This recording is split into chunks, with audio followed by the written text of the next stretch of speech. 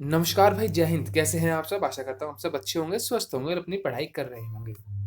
तो भाई, आप सबको पता है कि डी ट्रिपल एस बी में एक एएसओ की वैकेंसी तो आई ही थी। उस पे सबने ही लगभग जितने भी यूट्यूब पे महारथी हैं सबने वीडियो बना दिया। आदित्य रंजन, गगन प्रताप, अभिनय शर्मा, राकेश यादव, सबने वीडियो बना दी है। क्यों बना दी है वीडियो?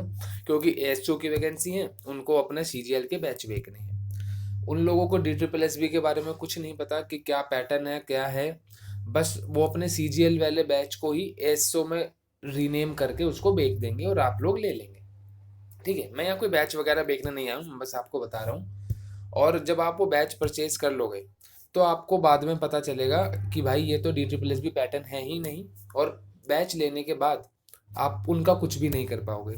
तो इससे अच्छा, अगर आप एएसओ की तैयारी कर रहे हो तो भाई पीवाईक्यू पेपर लगाओ बस, और कुछ मत करो। डी ट्रिपल एस बी के पीवाईक्यू पेपर पकड़ो और उनको सॉल्व करते जाओ। जो भी चैनल है, जैसे विनय कक्षा का चैनल है, मेरा चैनल है, जो आपको पीवाईक्यू प्रैक्टिस करा रहा हो बस उसकी प्रैक्टिस करो और कुछ मत करो। किसी का बैच लेने की, कुछ लेने की कहीं ज़रूरत नहीं है। आपको ऑब्जेक्टिव पेपर के लिए भी आपको यूट्यूब पे बहुत मटेरियल मिल जाएगा, वहाँ से आप आराम से पढ़ सकते हो। ठीक है सॉरी। और इसी के साथ बस ये थोड़ी सी आपकी आंख खोलनी थी ताकि आप बैच वगैरह ना लो किसी के। और अगर इससे भी हटकर एक vacancy D triple S B ने निकाली थी जिसमें मेनली पटवारी है, जो कि सब भर सकते हैं। पटवारी की भी बहुत मतलब चार्मिंग जॉब रहती है बच्चों में, स्पेशली जो गांव साइड से होते हैं उनमें पटवारी का बहुत क्रेज होता है। और भी बहुत सारी वैकेंसी निकाली थी, बट उसमें से कुछ ना कुछ टेक्निकलिटीज मांगी हुई हैं, वो मैं आपको दिखाता हूँ। ठीक है। और अगर आप किसी भी एग्जाम की तैयारी कर रहे हो मेरे भाई, तो आपके पास टेक्स्ट बुक का पास होना चाहिए मेरे हिसाब से, क्योंकि आपको पीवाईक्यू तो प्रैक्टिस करने हैं ही। बैच की मैंने मना करा, पर पीवाईक्यू प्रैक्टिस तो आपको करना ही चाहिए। तो 3 और 4 मार्च को सेल लगी है टेक्स्ट बुक पे, आपकी मर्जी है टोटली। ये मतलब बोलना कि भाई पहले तूने बैच की मना करके अब तू अपना पास बेच रहा है। भाई आपको लेना है लो, आपको लगती है मुझे ज़रूरत है पीवाईक्यू प्रैक्टिस करने की, ले लो। बस मैं आपको बता रहा हूँ, जहाँ आप 700 रुपये में लोगे वहाँ आप मेरा कूपन कोड यूज़ करके इसको मात्र 350 रुपये में भी ले सकते हो। ठीक है, बाकी टोटली आपकी मर्जी है, आपको लेना है लो, नहीं लेना मत लो। ठीक है, चलो अब मैं आपको दिखाता हूँ कि भाई किस टाइप का notification D triple S B ने जारी किया था। चलिए, तो बड़े भाई ये नोटिफिकेशन आया था डी ट्रिपल एस बी का, जिसके फॉर्म भी भरना स्टार्ट हो गए हैं। 27 तारीख से 28 मार्च तक आपके फॉर्म भरे जाएंगे। ठीक है, जिसमें नाना प्रकार की वैकेंसीज हैं, मतलब बहुत टाइप की वैकेंसीज हैं। अब इन सब सारी वैकेंसी में 20 वैकेंसी निकाली है डी ट्रिपल एस बी ने टोटल। इसमें आप सब में देखोगे तो कुछ ना कुछ टेक्निकलिटीज मांगी हुई है, मतलब कुछ स्पेशल डिग्री मांगी हुई है। बट ये जो 14/26 है पटवारी है, इसमें सिर्फ और सिर्फ ग्रेजुएशन मांगी हुई है। वैकेंसी 15 है, पटवारी के हिसाब से ठीक है। यूआर की 8, ओबीसी की 3, ये SC ST EWS। ठीक। अब इसमें क्या मांगा हुआ है वो मैं आपको दिखा देता हूँ। फॉर्म भर लेना अभी, नहीं तो 1-2 दिन बाद भर लेना, लास्ट तारीख का वेट मत करना। 1 मिनट।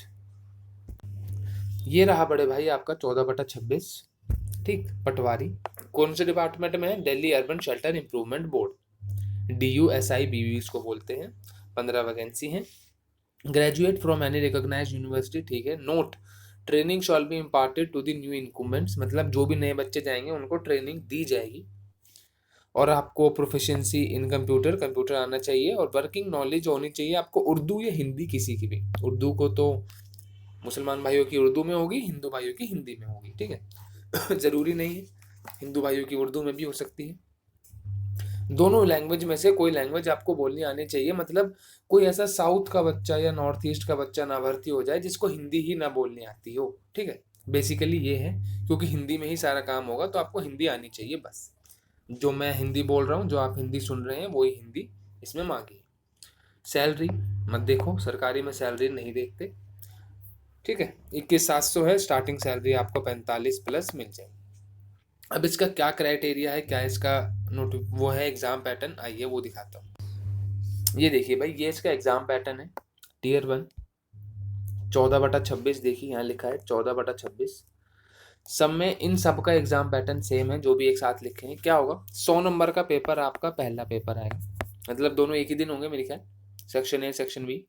20-20 नंबर के ये आपके पांचों सेक्शन आएंगे। ठीक है, ये जो आपके 5 सेक्शन है ना, जो भी वो पूछता है, रीजनिंग, मैथ्स, इंग्लिश, हिंदी और जीके, ये आपके 20-20 नंबर के 5 सेक्शन आएंगे। 100 नंबर का पेपर आपका ये हो गया। फिर आपका 100 नंबर का पेपर सेक्शन बी खुलेगा, उसमें आपको सब्जेक्ट स्पेसिफिक पूछा जाए। Object type multiple choice of 1 marks each on the subject concerned as per the qualification prescribed for the post. जैसे आपकी पटवारी की पोस्ट है तो वो आपसे ज़मीन के बारे में, खतवा नंबर, खसरा नंबर और भी क्लासेस मिल जाएंगी आपको, इसके बारे में भी चिंता मत करो। जो भी यूट्यूब पे कोई भी कहीं पढ़ा रहा होगा, मैं आपको इसके एग्ज़ाम से पहले बता दूंगा कि भाई यहाँ से पढ़ लो, वहीं से चीज़ें आ जाती हैं। तो टोटल इसका 200 नंबर का पेपर बन जाता है, जो 200 नंबर में से फाइनल मेरिट आपकी बनेगी। ठीक है, 200 नंबर में से जो सेक्शन ए है उसमें बच्चा अच्छा स्कोर कर लेगा, 70 से 80 के आसपास भी उसमें स्कोर कर लेगा।